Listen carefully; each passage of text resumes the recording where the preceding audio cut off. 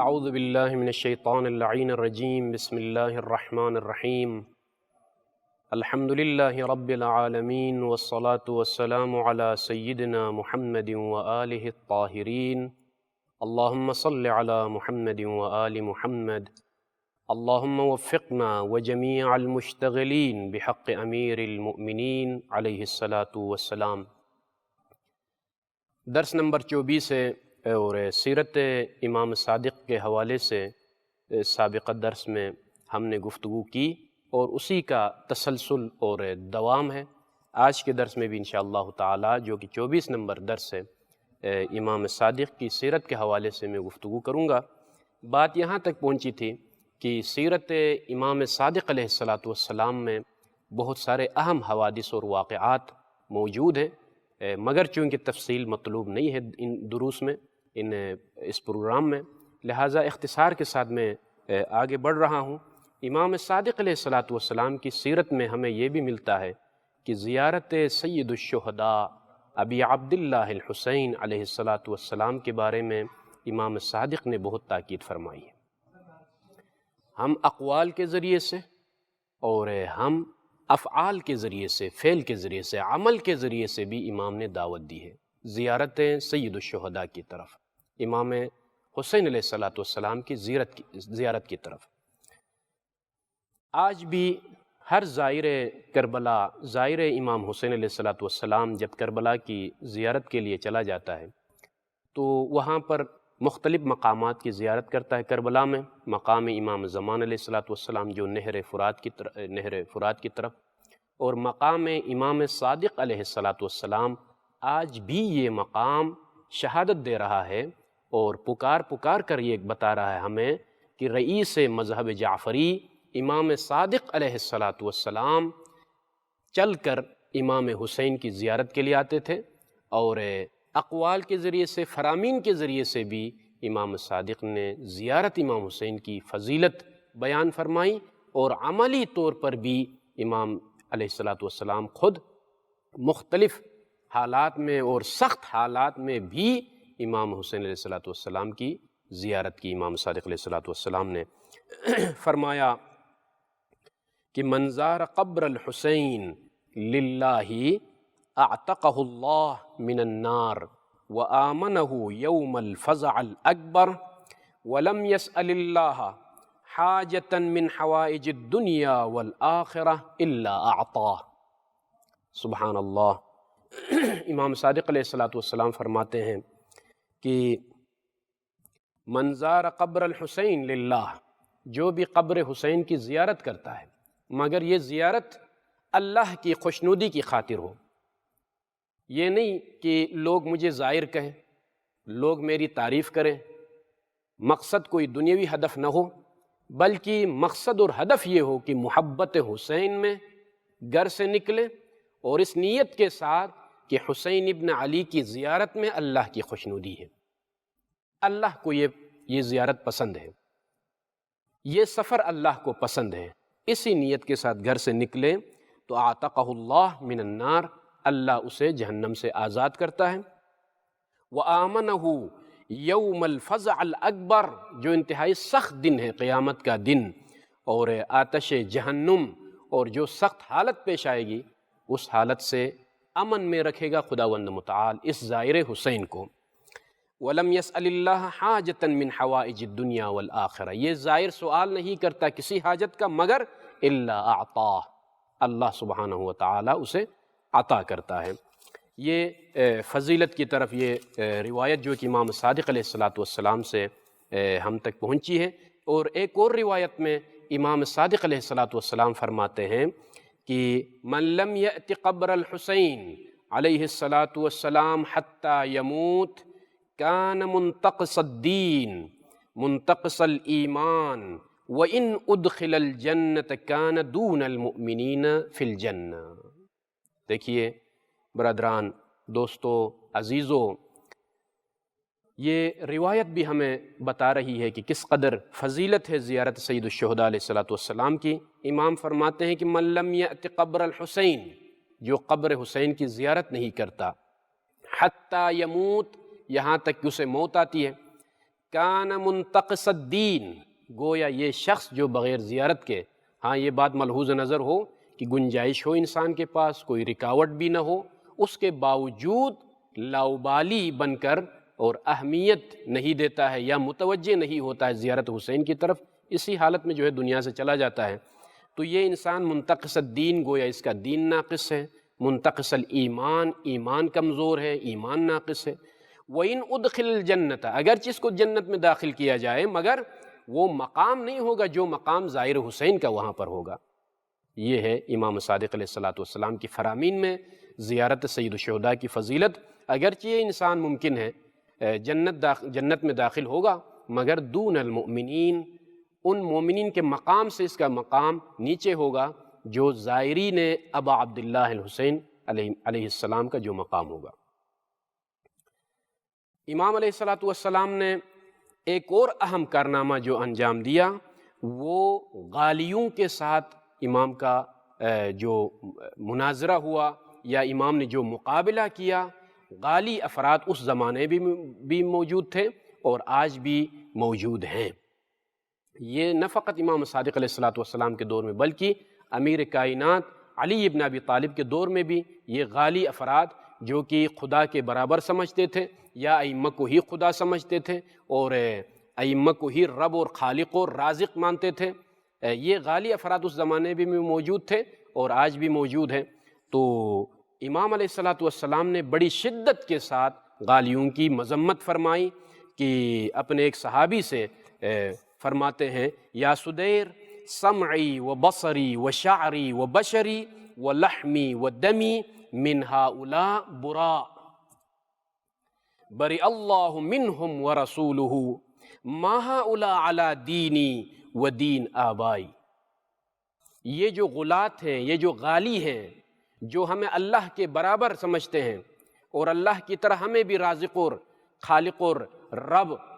اور سمجھتے ہیں، ہمارے بارے میں یہ اعتقاد رکھتے ہیں کہ ہم ہی رزق دینے والے ہیں اور ہم ہی موت دینے والے ہیں، ہم ہی زندگی دینے والے ہیں، اور عقیدہ اگر ان کا یہ ہو کہ جو مقام ہمارے لیے ثابت نہیں ہے، الوہیت کا درجہ ہمیں دیتے ہیں،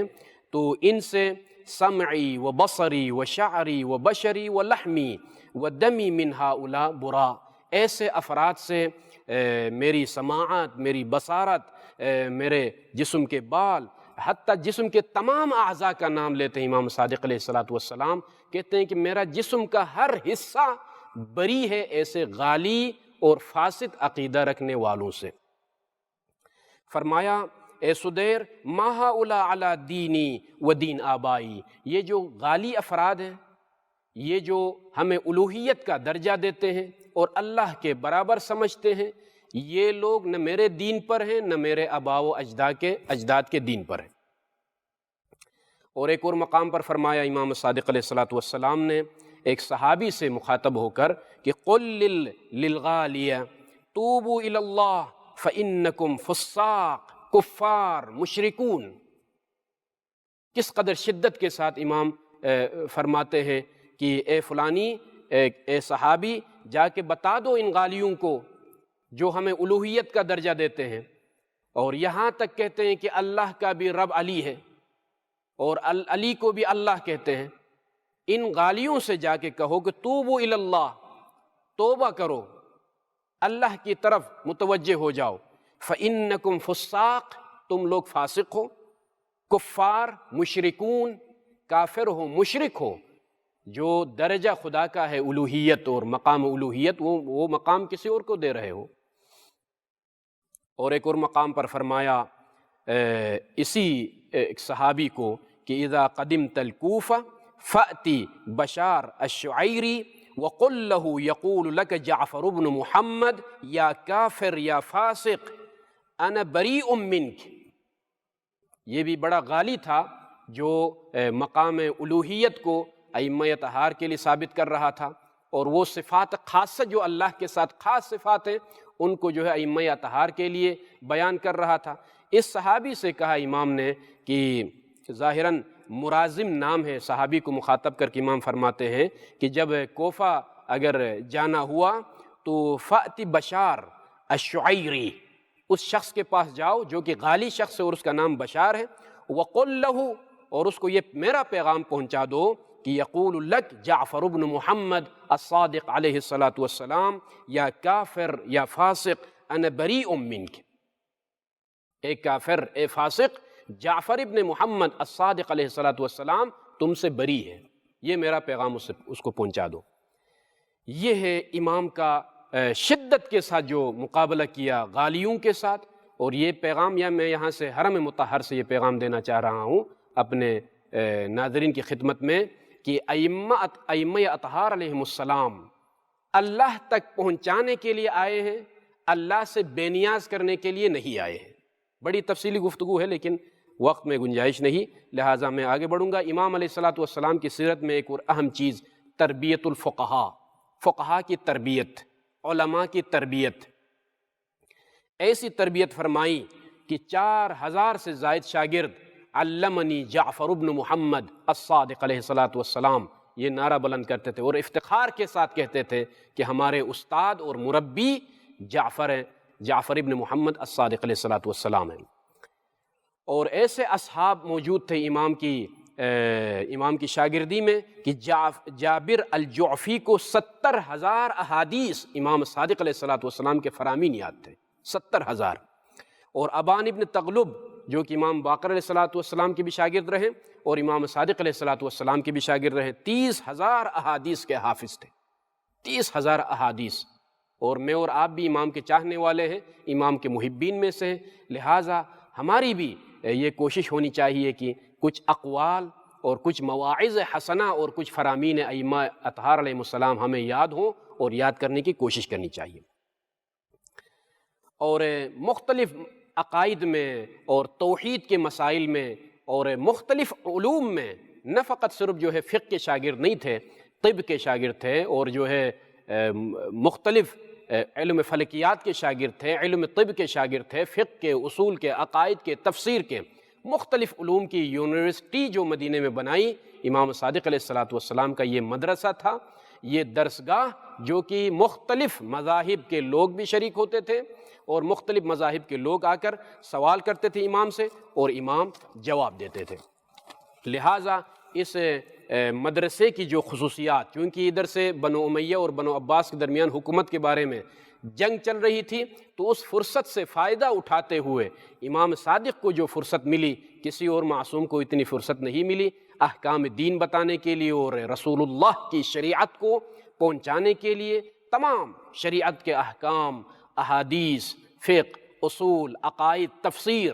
مختلف شاگردوں کو امام نے تربیت دی اور علماء اور فقہاء کی تربیت کی۔ اور اس یونیورسٹی میں اور اس درسگاہ میں نہ فقط شیعیان علی بن ابی طالب بلکہ ابھی جو مسالک موجود ہیں اس دور میں بھی حنبلی، مالکی اور حنفی، یہ مسالک کے ائمہ بھی امام کے شاگرد رہے ہیں۔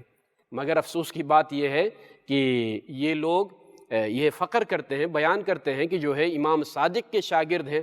مگر صادق کی فقہ کو نہیں مانتے ہیں، ابو حنیفہ کی فقہ کو مانتے ہیں، صادق آل محمد کی فقہ کو نہیں مانتے ہیں، مگر مالک ابن انس کی فقہ کو مانتے ہیں۔ لہٰذا جو امام علیہ الصلاۃ والسلام نے جو درسگاہ کی صورت میں جو مدرسہ بنایا، اس مدرسے کی خصوصیات یہی تھیں کہ مختلف علوم کا مرکز، صرف ایک علم نہیں، فقہ بھی، اصول بھی، تفسیر بھی، عقائد بھی، علم طب بھی، علم فلکیات بھی، مختلف علوم کے شعبے تھے اور مختلف مسالک کے علماء حاضر ہوتے تھے۔ اسی لیے تو ابو حنیفہ نے کہا لولا السنتان لہلک النعمان، اگر 2 سال کی شاگردی صادق آل محمد کے پاس میری نہیں ہوتی تو نعمان ہلاک ہو جاتا۔ جس طریقے سے کسی بزرگ نے کہا تھا کہ لولا علی بن ابی طالب لہلک عمر، اسی طرح ہر دور میں بڑے بڑے لوگوں نے اعتراف کیا کہ اگر صادق آل محمد نہ ہوتے یا ان کی شاگردی میں ہم نہ ہوتے، وہ بھی 2 سال کی شاگردی نہ ہوتی تو میں ہلاک ہو جاتا۔ یہ ابو حنیفہ کا اعتراف ہے۔ آج حنفی اس بات پر فخر کرتے ہیں کہ ابو حنیفہ کے استاد صادق آل محمد ہیں، مگر کئی مسائل میں ابو حنیفہ امام کی رائے کو نہیں مانتے تھے، اپنی رائے اور قیاس کے مطابق عمل کرتے تھے۔ امام صادق علیہ الصلاۃ والسلام کا جو مدرسہ مدینۃ النبی میں جو مدرسہ تھا، اور وہ مدرسہ کسی حکومت کے تابع نہیں تھا، یہ خصوصیت حاصل تھی مدرسہ امام صادق علیہ الصلاۃ والسلام کو، کسی حاکم کے تابع نہیں تھا، چونکہ جو بھی عالم یا جو بھی دینی درسگاہ حکومتوں کے تابع ہوں تو پھر کئی چیزیں اس میں شامل ہوتی ہیں، وہ مرکز دین کا مرکز نہیں رہتا بلکہ حکومت کا مرکز رہتا ہے، اور وہ جو ہے حکومت کا مرکز بنتا ہے، اور ظالم اور جابر حکومتیں گزر گئی ہیں، ان کے زیر اثر جو بھی رہا ہے وہ دین کا عالم نہیں، دین کا رہبر نہیں، بلکہ حکومت کی طرف سے وہ حاکم شمار ہوتا تھا۔ امام صادق علیہ الصلاۃ والسلام نے ایک اور چیز پر زور دیا اپنے شاگردوں کی جو تربیت کی، وہ یہ کہ تدوین، جو احادیث ائمہ اطہار سے ان تک پہنچی، شاگردوں کو یہ بتا دیا کہ لکھنے کے ذریعے سے احادیث کی حفاظت کرو، علم کی حفاظت کتابت کے ذریعے سے کرو۔ یہ پیغام ہے ائمہ اطہار علیہم السلام کا، اور آج میں اور آپ کے لیے بھی یہ درس ہے کہ جو کچھ ہم پڑھتے ہیں سنتے ہیں، لکھنے کے ذریعے سے علم کی حفاظت کرنی چاہیے۔ امام نے فرمایا کہ اپنے شاگردوں کو باقاعدہ حکم کیا، احفظوا بکتبکم فإنکم سوف تحتاجون الیہا، اپنی کتابوں کی حفاظت کرو، لکھنے کے ذریعے سے علم کی حفاظت کرو، اس لیے کہ ایک وقت ایسا بھی آئے گا کہ ان کتابوں کی طرف تم لوگ محتاج ہو جاؤ گے۔ ایک اور مقام پر فرمایا، رحم اللہ زرارہ ابن اعین لولا زرارہ لندرست احادیث ابی، زرارہ کی تعریف بیان کرتے ہوئے، جو کہ خاص صحابی ہے، جلیل القدر صحابی ہے، کہ زرارہ نے حفاظت کی، علم کی حفاظت ایک دفعہ کتابت کے ذریعے سے، ایک دفعہ حفظ کے ذریعے سے، جیسے کئی ہزار احادیث کا حافظ تھا زرارہ، اور امام نے بڑی تعریف بیان کی اور فرمایا کہ لولا زرارہ، اگر زرارہ نہ ہوتے تو لندرست احادیث ابی، باقر العلوم، میرے والد بزرگوار کی ساری احادیث ختم ہو چکی ہوتی، مٹ جاتی وہ احادیث۔ زرارہ نے حفاظت کی ہے احادیث امام محمد باقر کی۔ اور ایک اور مقام پر فرمایا جس میں زرارہ بھی شامل ہے، ابو بصیر محمد ابن مسلم برید عجلی اور ایسے محترم اصحاب کے بارے میں فرمایا کہ لولا ہؤلاء، اگر یہ اصحاب نہ ہوتے، ما کان احد یستنبط هذا الفقہ، ہؤلاء حفاظ الدین وامناء ابی علی حلالہ وحرامہ، اس طریقے سے اصحاب کی تعریف کی کہ انہوں نے دین کی حفاظت اس طرح سے کی ہے کہ یہ وہ اصحاب ہیں کہ جنہوں نے اگر یہ نہ ہوتے تو فقہ کے احکام کوئی استنباط نہیں کر سکتا۔ ہؤلاء حفاظ الدین، یہ دین کی حفاظت کرنے والے ہیں، وامناء ابی علی حلالہ وحرامہ، اور میرے والد کی طرف سے یہ امین ہے حلال اور حرام پر، یعنی حلال اور حرام کے احکام انہوں نے حفاظت کے ساتھ لوگوں تک منتقل کی ہے، جو امام باقر علیہ الصلاۃ والسلام سے جو احادیث اور جو امام صادق علیہ الصلاۃ والسلام سے جو احادیث پہنچی ہیں، ان کی حفاظت ان لوگوں نے کی ہے۔ لہٰذا امام صادق علیہ الصلاۃ والسلام کی سیرت میں بہت ساری چیزیں میں اور آپ کے لیے موجود ہیں، مگر مکارم اخلاق کی طرف بھی ہر معصوم نے دعوت دی ہے۔ لہٰذا تبرکاً امام صادق علیہ الصلاۃ والسلام کے ایک دو قول، اس کے بعد درس تمام ہوگا۔ راوی کہتا ہے قلت لابی عبداللہ، میں نے امام صادق علیہ الصلاۃ والسلام سے کہا ما حق اللہ علی خلقہ، اللہ کا حق کیا ہے اپنی مخلوقات پر؟ تو قال ابو عبداللہ علیہ الصلاۃ والسلام، امام صادق علیہ الصلاۃ والسلام نے فرمایا ان یقولوا ما یعلمون، جو جانتے ہیں وہ کہیں، وَيَكُفُّوا عَمَّا لَا يَعْلَمُونَ، جو نہیں جانتے ہیں جس چیز سے جاہل ہے وہاں پر رک جائیں۔ فَإِذَا فَعَلُوا ذَلِكَ فَقَدْ أَدَّوْا إِلَى اللَّهِ حَقَّهُ، اگر یہ کیا، جہاں پر جانتے ہیں وہاں بولتے ہیں، جہاں نہیں جانتے وہاں رکتے ہیں، تو اللہ کا حق ادا کیا۔ بہت سارے لوگ عجلت سے جلدی میں دین کے معاملے میں مداخلت کرتے ہیں، حالانکہ دین کا الف اور یا کا پتہ نہیں ہے، احکام الہی خود بیان کرتے ہیں، خود سے اپنے لیے دین بنا کے بھائی ہمارا یہ عقیدہ ہے، بس ختم، اسی کے مطابق ہم نے چلنا ہے، کوئی مانے یا نہ مانے۔ تمہارا عقیدہ تمہارے لیے مبارک ہو، میرا عقیدہ میرے لیے مبارک ہو۔ سیکھنے کی زحمت ہی نہیں کرتے، بلکہ بس اوقات یہ کہتے ہیں کہ ائمہ خود ہمیں سکھاتے ہیں، کسی سے سیکھنے کی ضرورت نہیں ہے۔ اور ایک اور مقام پر امام نے فرمایا کہ لا صغیرۃ مع الاصرار ولا کبیرۃ مع الاستغفار۔ گناہ کبیرہ اور صغیرہ کے بارے میں امام نے ارشاد فرمایا کہ اگر گناہ صغیرہ کو مکرراً بار بار اگر انجام دیا جائے تو پھر وہ صغیرہ نہیں رہتا ہے، کبیرے میں بدل جاتا ہے۔ اور فرمایا جو گناہ کبیرہ ہے پھر استغفار کے بعد کبیرہ نہیں رہتا ہے۔ ایک اور مقام پر امام نے ایک اور قول میں فرمایا کہ لیس منا ولا کرامت من کان فی مصر فیہ 100,000 او یزیدون وفیہم من هو اورع منہ۔ ہم میں سے نہیں ہے، یا اس شخص کا کوئی شرف اور کرم نہیں ہے، کرامت نہیں ہے، کوئی شرافت نہیں ہے کہ کسی شہر میں وہ رہ رہا ہو، وہاں پر کئی افراد تقریباً 1,00,000 افراد موجود ہوں، یا جو ہے اس سے بھی زیادہ افراد موجود ہوں، مگر اس شخص سے زیادہ اورع اور متقی انسان دوسرا کوئی موجود ہو تو پھر اس کا ہمارے ساتھ کوئی تعلق نہیں ہے، اس کے لیے کوئی شرافت نہیں ہے، کوئی کرامت نہیں ہے۔ یعنی مطلب یہ ہے کہ امام صادق یہ بتانا چاہتے ہیں کہ ہمارے چاہنے والے جس شہر میں، جس ملک میں، جس علاقے میں رہ رہے ہوں،